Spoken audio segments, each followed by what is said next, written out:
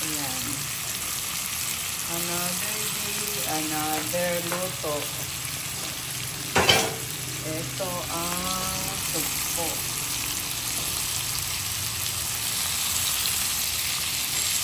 Bili lang ako pag may mura siya.